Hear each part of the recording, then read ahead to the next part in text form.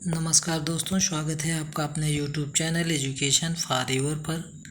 आज मैं आपके लिए लेके आया हूँ हिंदू विवाह अधिनियम 1955 की धारा 9। श्रीमती सरोजनी रानी बनाम सुदर्शन कुमार चड्ढा 1984 के केस में कोर्ट ने माना कि विवाह क्या है। कोर्ट ने क्या कहा दोस्तों? विवाह को एक ऐसा बंधन माना गया था जहाँ पति और पत्नी दोनों को एक सामान्य जीवन साझा करना चाहिए, जहाँ वे सुख साझा करेंगे और दुख में भी एक दूसरे के साथ खड़े रहेंगे। इसको कोर्ट ने विवाह माना। HMA जहाँ भी आएगा दोस्तों, इसका मतलब क्या हो गया? हिंदू मैरिज एक्ट 1955 की धारा 9 वैवाहिक अधिकारों की बहाली के बारे में बात करती है, जिसमें कहा गया है कि ऐसी स्थिति में जहां एक पति या पत्नी दूसरे पति या पत्नी को बिना कोई उचित कारण बताए समाज से अलग हो जाते हैं, तो दूसरे पति या पत्नी के पास वैवाहिक अधिकारों की बहाली के लिए एक जिला न्यायालय में याचिका दायर करने का उपाय होता है। यदि अदालत संतुष्ट है कि याचिका में प्रस्तुत बयान सही है और बहाली का उपाय दोनों में से कोई कानून देने में कोई कानूनी रोक नहीं है, तो अदालत वैवाहिक अधिकारों की बहाली की डिग्री पास कर देती है। कुल मिला के आम बोलचाल की भाषा में दोस्तों यहाँ जो कहा गया है वो ये कि यदि पति या पत्नी में से कोई एक किसी को छोड़ देता है, पति या पत्नी में से कोई एक किसी को छोड़ देता है, तो दूसरा अदालत में जा सकता है अपने सामान्य वैवाहिक जीवन को पुनः बहाल करने के लिए। ठीक है दोस्तों। अब धारा 9 के आवश्यक तत्व क्या हैं दोस्तों, ये हम देख लेते हैं। हिंदू विवाह अधिनियम 1955 की धारा 9 के आवश्यक तत्व निम्नलिखित हैं। सबसे पहला तत्व, आवेदक और प्रतिवादी के बीच विवाह कानूनी वैध और अस्तित्व में है। प्रतिवादी को आवेदक के समाज से हट जाना चाहिए, अर्थात दोनों का संबंध जो है विच्छेद हो चुका है। प्रतिवादी आवेदक के समाज से अलग है, मतलब पति पत्नी साथ नहीं रह रहे। समाज में इस तरह से हटना न्यायपूर्ण और अनुचित होना चाहिए। अदालत को संतुष्ट होना चाहिए कि आवेदक द्वारा बताई गई याचिका और तथ्य सही हैं। अदालत को संतुष्ट होना चाहिए कि डिग्री को अस्वीकार करने का कोई कानूनी आधार नहीं है। हिंदू विवाह अधिनियम 1955 की धारा 9 के तहत कौन याचिका दायर कर सकता है, जो कि आपको हम बता चुके हैं दोस्तों। पति या पत्नी में से कोई भी हिंदू विवाह अधिनियम धारा 1955 के तहत धारा 9 के तहत याचिका दायर कर सकता है। दोस्तों कन्फ्यूजन में मत रहिएगा, केवल पत्नी नहीं, पति या पत्नी कोई भी धारा 9 के तहत याचिका दायर कर सकता है। ठीक है दोस्तों। जिस पक्ष को शादी में दूसरे व्यक्ति ने छोड़ दिया हो उसे इस धारा के तहत मामला दर्ज करना चाहिए। याचिका उस व्यक्ति द्वारा की जाती है जो दूसरे व्यक्ति को अपने दायित्वों को पूरा करने और अपनी शादी को पूरा करने के लिए मजबूर करने के लिए अपनी शादी को फिर से स्थापित करना चाहता है। इस धारा के तहत याचिका कैसे और कहाँ दर्ज की जाती है? वैवाहिक अधिकारों की बहाली के लिए याचिका एक परिवार न्यायालय के समक्ष दायर की जाती है, जिसका क्षेत्राधिकार उस क्षेत्र पर होता है जहाँ विवाह समारोह संपन्न हुआ था। पति पत्नी साथ रहते थे, पत्नी फिलहाल रह रही है। अर्थात दोस्तों अगर पति ने पत्नी को छोड़ दिया है तो वो जहाँ रह रही है वहाँ के न्यायालय में ही वाद दाखिल कर सकती है। उपयुक्त पारिवारिक न्यायालय दोनों पक्षों को सुनने के बाद और संतुष्ट होने के बाद कि पति या पत्नी बिना कोई उचित कारण बताए चले गए, अदालत उस पति या पत्नी को पीड़ित पक्ष के साथ रहने का आदेश देगी और यदि आवश्यक हो तो प्रतिवादी की संपत्ति को कुर्क करने का आदेश देगी। यदि प्रतिवादी परिवार न्यायालय द्वारा डिग्री में दिए गए निर्देशों को 1 वर्ष के भीतर पूरा नहीं करता तो याचिकाकर्ता तलाक का मामला दायर कर सकता है। डिग्री के निष्पादन एग्जीक्यूशन के लिए आवेदन कैसे करें? वैवाहिक अधिकारों की बहाली के एक डिग्री के निष्पादन के लिए याचिकाकर्ता ट्रायल अदालत के समक्ष निष्पादन याचिका का मामला दायर कर सकता है। वैवाहिक अधिकारों की बहाली के तहत एक डिग्री प्राप्त करने के बाद पति या पत्नी को यह दूसरा कदम उठाना चाहिए।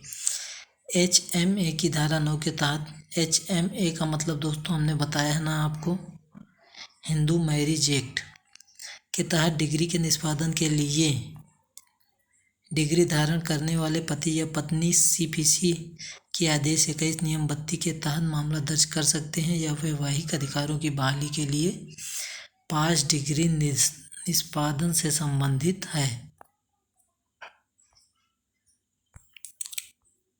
याचिका खारिज करने के आधार क्या होते हैं दोस्तों? यदि याची ने याचिका दायर कर दी तो उसे अदालत खारिज कैसे करता है? सुशीलाबाई बनाम प्रेम नारायण 1986 में अदालत ने कहा कि बहाली के मुकदमे के लिए निम्नलिखित बचाव हो सकते हैं। प्रतिवादी वाद के खिलाफ वैवाहिक राहत का दावा कर सकता है। कोई भी सबूत जो साबित करता है कि याचिकाकर्ता किसी भी कदाचार मिसकंडक्ट का दोषी है, ऐसी स्थिति में जहां दोनों पति पत्नी एक साथ रहना नामुमकिन हो। वैवाहिक अधिकारों की बहाली के लिए याचिका को खारिज करने के आधार हो सकते हैं याचिकाकर्ता द्वारा क्रूरता, वैवाहिक कदाचार, पति या पत्नी में से किसी एक का पुनर्विवाह कार्यवाही प्रारंभ करने में विलम्ब। उचित बहाना का अर्थ क्या है दोस्तों? HMA की धारा 9 के तहत प्रयुक्त उचित बहाना शब्द का निम्नलिखित हो सकता है। एक उचित बहाना कुछ भी हो सकता है जो प्रतिवादी को वैवाहिक राहत प्रदान कर सकता है। यदि याचिकाकर्ता वैवाहिक दुराचार का दोषी है जो अधिनियम के तहत तलाक या अलगाव का आधार नहीं है, लेकिन यह एक उचित बहाना बनाने के लिए पर्याप्त है। यह याचिकाकर्ता वैवाहिक दुराचार या किसी ऐसे कार्य या चूक का दोषी है जो प्रतिवादी के लिए याचिकाकर्ता के साथ रहना मुश्किल या लगभग असंभव बना देता है, तो उसे भी एक उचित बहाना माना जाएगा। निम्नलिखित का एक उचित बहाना हो सकता है: क्रूरता, नपुंसकता, दहेज की मांग, व्यभिचार के झूठे आरोप, सहवास से इनकार। ऐसी कोई भी कार्य दूसरे व्यक्ति के लिए याचिकाकर्ता के साथ रहना असंभव बना देता है। वैवाहिक अधिकारों की बहाली की आवश्यकता। भारत में विवाह को एक ऐसा बंधन माना जाता है जिसे मृत्यु के बाद भी जारी रखना होता है। अर्थात दोस्तों, हिंदुओं में कहा जाता है कि हमारा जन्म जन्मों का बंधन है, 7 जन्मों का बंधन है। ठीक है, तो यह मृत्यु के बाद भी जारी रहता है। त्याग या परित्याग को अच्छा या सामान्य नहीं माना जाता, इसलिए यह कठिन होता है कि शादी के दोनों पक्ष अपनी समस्याओं को सुलझाएं और एक दूसरे का साथ दें और साथ रहें। जब एक पुरुष और महिला एक दूसरे से शादी करते हैं तो उन्हें एक आत्मा माना जाता है जो एक दूसरे के बिना नहीं रह सकते, और इसीलिए यह बहुत आवश्यक होता है कि ऐसे मामले में जहां एक व्यक्ति दूसरे को छोड़ देता है, जोड़े को एक साथ लाने के लिए कुछ कदम उठाए जाते हैं। वे जिस रिश्ते में है उसकी गंभीरता को समझें। वैवाहिक अधिकारों की बहाली वह कदम है जो दोनों पक्षों को एक दूसरे के साथ रहने के लिए मजबूर करता है। वैवाहिक अधिकारों की बहाली एक उपाय है जिसका एक व्यक्ति लाभ उठा सकता है यदि वह अपने रिश्ते को फिर से एक मौका देना चाहता है। इसलिए यह बहुत महत्वपूर्ण है कि कानून में एक कानूनी उपाय हो जो एक वैवाहिक रिश्ते में एक व्यक्ति को एक साथ रहने में मदद कर सकता है, जहां वे अपने मतभेदों को सुलझा सकते हैं और अपने बंधन को मौका दे सकते हैं या आपसी समझ में आ सकते हैं कि वे भविष्य में साथ रह सकते हैं या नहीं। एक मौका दिए बिना एक व्यक्ति को अनुत्तरित और उचित बहाने के बिना छोड़ दिया जाता है। हिंदू विवाह अधिनियम 1955 की धारा 9 की संवैधानिकता। हिंदू विवाह अधिनियम 1955 की धारा 9 की संवैधानिकता पर सवाल टी सरिता बनाम टी वेंकट सुब्बैया 1983 के मामले में उठाया गया था, जहां यह तर्क दिया गया था कि यह धारा संवैधानिक रूप से अमान्य है क्योंकि यह भारतीय संविधान के अनुच्छेद 21 के तहत गारंटीकृत स्वतंत्रता के मौलिक अधिकार का उल्लंघन करती है। आंध्र प्रदेश के उच्च न्यायालय ने माना कि HMA की धारा 9 असंवैधानिक और शून्य है क्योंकि यह व्यक्तिगत स्वतंत्रता का उल्लंघन है जो भारतीय संविधान के अनुच्छेद 21 के तहत गारंटीकृत मौलिक अधिकार है। अदालत ने कहा था कि अगर पत्नी को अपने पति के साथ रहने के लिए मजबूर किया जाता है तो यह उसके निजता प्राइवेसी के अधिकार का भी उल्लंघन होगा। और न्यायालय ने आगे कहा कि बहाली का उपाय शरीर और मन की हिंसात्मकता को ठेस पहुंचाता है और ऐसे व्यक्ति की वैवाहिक गोपनीयता और घरेलू अंतरंगता पर आक्रमण करता है। बाद में सर्वोच्च न्यायालय ने सरोज रानी बनाम सुदर्शन कुमार चंद्र 1984 के मामले में, हरविंदर कौर बनाम हरविंदर सिंह 1984 के मामले में दिल्ली उच्च न्यायालय द्वारा किए गए निर्णय को बरकरार रखते हुए HMA की धारा 9 और भारतीय संविधान के अनुच्छेद 21 के बीच संघर्ष को हल किया और यह माना कि डिग्री का उद्देश्य केवल जीवन साथी को साथ रहने के लिए प्रलोभन देना था और यह इच्छुक पत्नी और पति के साथ यौन संबंध बनाने के लिए मजबूर नहीं करता है।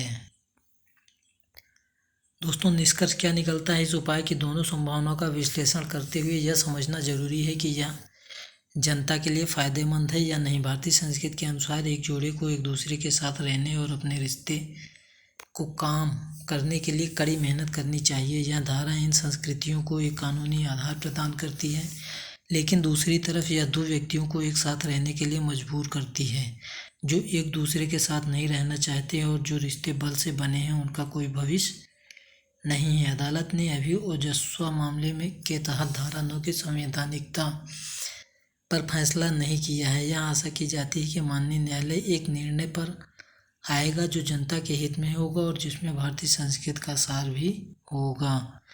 धन्यवाद दोस्तों।